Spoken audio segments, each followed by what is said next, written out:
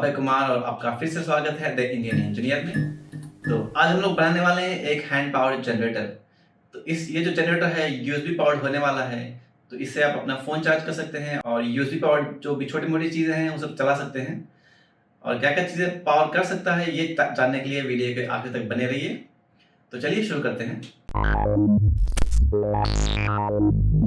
ये जो gimbal motor है फ्लाईकैट का 140 kV, तो मैं इसको एज ए जनरेटर यूज़ करने वाला हूँ। इससे पहले कि हम इस मोटर को सीधे जनरेटर में लगा दें हम इसको टेस्ट करने वाले हैं कि ये मोटर इलेक्ट्रिसिटी प्रोड्यूस करता भी है कि नहीं करता है, और करता है तो कितना करता है। तो इस जनरेटर को रोटेट करने के लिए मैं इस मोटर का यूज़ करूँगा। इस मोटर को पावर देंगे और फिर जो जनरेटर है वो 3 फेज़ इलेक्ट्रिसिटी जनरेट करेगा। हमने मोटर और जनरेटर को दोनों कनेक्ट कर लिया है एक अडैप्टर से। तो जनरेटर के आउटपुट वेव फॉर्म को एनालाइज करने के लिए मैं ये पीसी ऑसिलोस्कोप यूज़ करने वाला हूँ हैंगटेक का। ये एक 4 चैनल ऑसिलोस्कोप है। इसमें से हम सिर्फ 3 चैनल यूज़ करेंगे 3 फेज़ के लिए। नेक्स्ट मैं ऑसिलोस्कोप के तीनों प्रोब्स को मोटर के जो 3 इनपुट वायर्स हैं उसमें कनेक्ट करूँगा। और मैंने मोटर का एक कॉमन पॉइंट बनाया है 3 रजिस्टर्स कनेक्ट करके, जिसमें कि हम जो ऑसिलोस्कोप का ग्राउंड है वो कनेक्ट करेंगे रेफरेंस पॉइंट के लिए। ये है ऑसिलोस्कोप का व्यू, और इसमें जो आपको 3 लाइंस दिख रही हैं yellow, blue and violet colour की, तो ये ऑसिलोस्कोप के 3 चैनल्स हैं। और इन तीनों चैनल्स को हमने 3 टर्मिनल्स में कनेक्ट किया है मोटर के। अब जो डीसी मोटर है उसको पावर देते हैं और का वेव फॉर्म चेक करते हैं कि कैसा आ रहा है।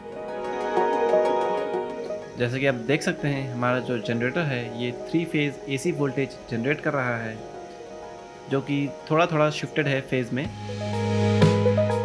हमें ये पता चल गया है कि हमारा जो जनरेटर है ये वोल्टेज जनरेट कर रहा है जो कि एसी है।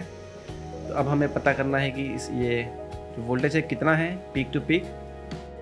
जो सिग्नल है उसका वोल्टेज पता करने के लिए मैं ऑसिलोस्कोप का इनबिल्ट फंक्शन यूज़ करूँगा, जो कि हमें बताएगा कि इसका वोल्टेज कितना है।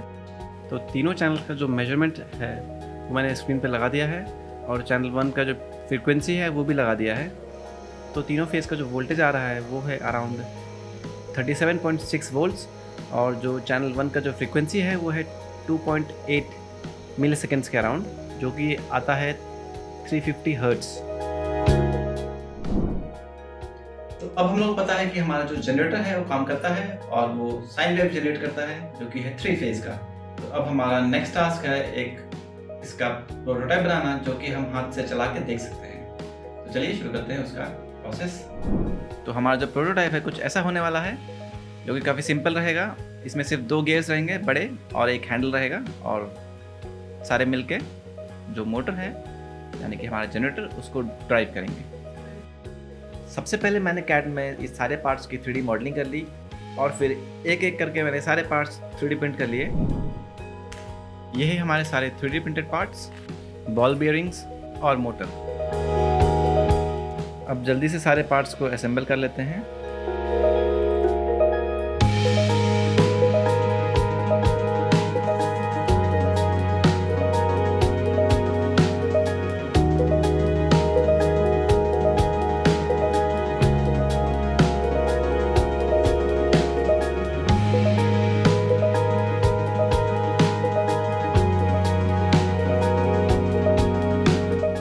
फाइनली हमारा जो जनरेटर है उसका हैंडल लगा लेते हैं, और ये लग गया। क्योंकि हमारा जो जनरेटर है वो 3 फेज़ एसी जनरेट करता है, तो उसको हमें यूज़ करने के लिए उसे रेक्टिफाई करना पड़ेगा पहले, यानी कि उसको एसी से डीसी बनाना पड़ेगा। उसके लिए मैंने एक 3 फेज़ रेक्टिफायर बनाया है, जो कि ये है। इसका यूज़ करके मैं इसका जो एसी वोल्टेज है उसको डीसी में कन्वर्ट करूँगा, और उसका वोल्टेज एक मल्टीमीटर से मेजर करेंगे। तो इसको एक बार हाथ से चला के देखते हैं और देखते हैं कि ये कितना वोल्टेज प्रोड्यूस कर रहा है।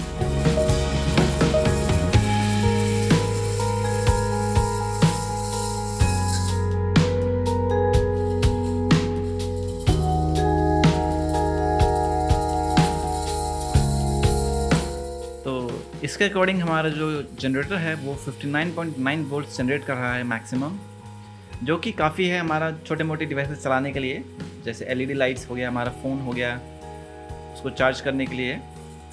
तो हमारा जो POC है यानी प्रूफ ऑफ कॉन्सेप्ट वो भी बन के तैयार हो गया है और वो काम कर रहा है काफ़ी अच्छे से।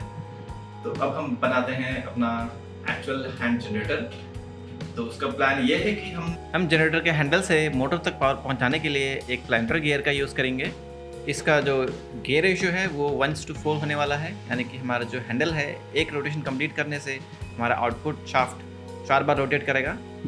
जनरेटर की स्पीड और बढ़ाने के लिए हम एग्जैक्टली सेम प्लानेटरी गियर का सेट एक और ऐड करेंगे, जिससे कि हमारा फाइनल आउटपुट जो स्पीड है वो 16 टाइम्स हो जाएगी इनपुट की स्पीड की। तो चलिए प्लान को एग्जीक्यूट करते हैं। मैं वापस आ गया ऑन शेप पे इसके सारे 3D मॉडल्स बनाने के लिए। अगर आपको भी ये हैंड जनरेटर बनाना है तो मैं सारे 3D मॉडल्स का लिंक डिस्क्रिप्शन में डाल दूंगा, वहाँ से आप डाउनलोड कर सकते हैं। चलिए इसको 3D प्रिंट कर लेते हैं सारे मॉडल्स को। सारे पार्ट्स प्रिंट हो गए हैं। तो अब इसमें सबसे पहले हम इसका जो जनरेटर है वो लगाएंगे।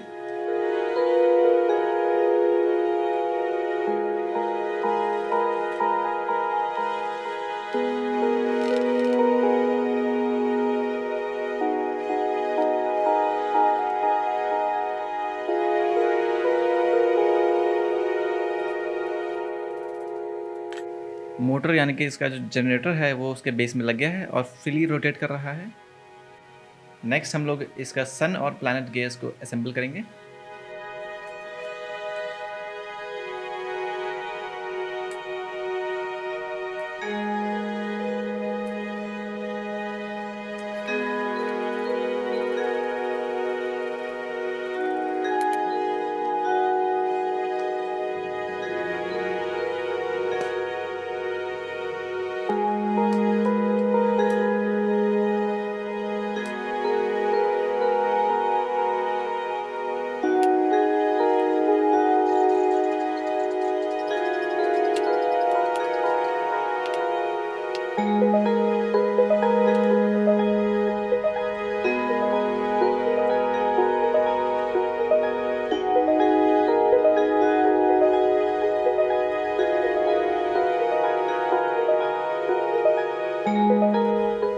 हमारा first planet and sun gear assemble हो गया है। एंड नाउ एग्जैक्टली ऐसा ही एक और असेंबल करेंगे और ये दूसरा भी असेंबल हो गया है। अब करते हैं इसकी पूरी असेंबली। ये दोनों गियर्स को मैंने जॉइन कर लिया है एक सेंट्रल शाफ्ट से। और फाइनली हमारा जो सन और प्लैनेटरी गियर का सिस्टम है कुछ ऐसा दिख रहा है। और ये हमारा सेकेंड रिंग गियर है।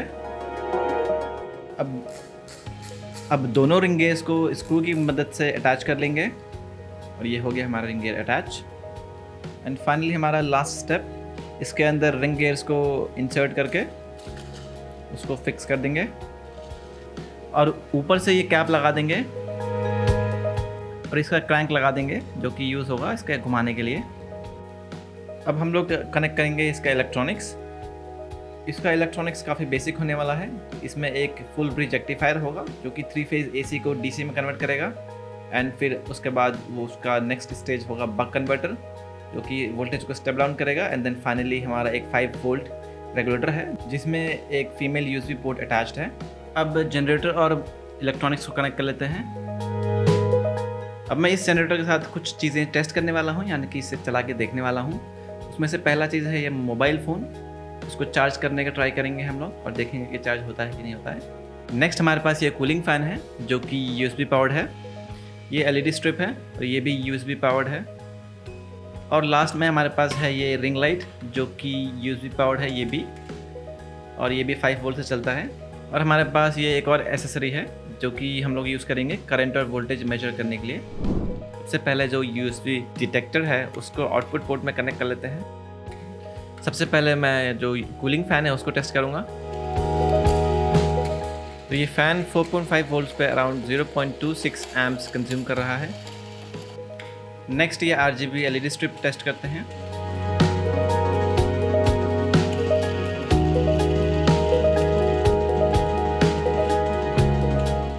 ये LED स्ट्रिप 4.74 वोल्ट्स पे अराउंड 0.22 एम्प्स कंज्यूम कर रहा है। अब इस जनरेटर से फ़ोन को चार्ज करके देखते हैं। होपफुली फ़ोन ख़राब नहीं होगा। जनरेटर चलाना स्टार्ट करते ही हमारा फ़ोन चार्ज होना स्टार्ट तो होता है, लेकिन इसमें से जो पावर है ज़्यादा कंज्यूम नहीं हो रहा है, यानी कि करंट ड्रॉ नहीं हो रहा है, करंट 0 ही शो हो रहा है हमारा एंड 5.36 वोल्ट पे। तो मुझे नहीं पता है कि फ़ोन चार्ज एग्जैक्टली हो रहा है कि नहीं हो रहा है, लेकिन चार्ज शो दिखा तो रहा है। अब हमारे लिस्ट में जो लास्ट आइटम है रिंग लाइट, इसको चला के देखते हैं। ये रिंग लाइट जल तो रहा है लेकिन ये फुल ब्राइटनेस में नहीं जल रहा है, यानी कि हमारा जो जनरेटर है ये कम पावर जनरेट कर रहा है। अभी जो ये रिंग लाइट है ये 3.11 वोल्ट्स पे 0.28 एम्प्स कंज्यूम कर रहा है, जो कि 1 वाट से थोड़ा सा कम है, 0.8 के अराउंड। तो ओवरऑल देखा जाए तो हमारा जनरेटर काम तो कर रहा है, लेकिन उतना इलेक्ट्रिसिटी जनरेट नहीं कर रहा है जितना मैंने सोचा था। मतलब एटलीस्ट तो वो फ़ोन चार्ज करने लायक तो होना चाहिए। तो उसके लिए मैंने एक और गिम्बल मोटर मंगाया है, जो कि उसके साइज से काफ़ी बड़ा है और होपफुली उससे ज़्यादा इलेक्ट्रिसिटी भी जनरेट करेगा। तो ये मोटर से ही हम लोग जनरेटर बनाएंगे किसी फ्यूचर प्रोजेक्ट में। तो आज के लिए इतना ही था। तो आपको अगर वीडियो अच्छी लगी हो तो वीडियो को लाइक करिए और चैनल को सब्सक्राइब कर लीजिए ऐसे फ्यूचर वीडियोस के लिए। तो मिलते हैं अगले वीडियो में कुछ नए टॉपिक के साथ।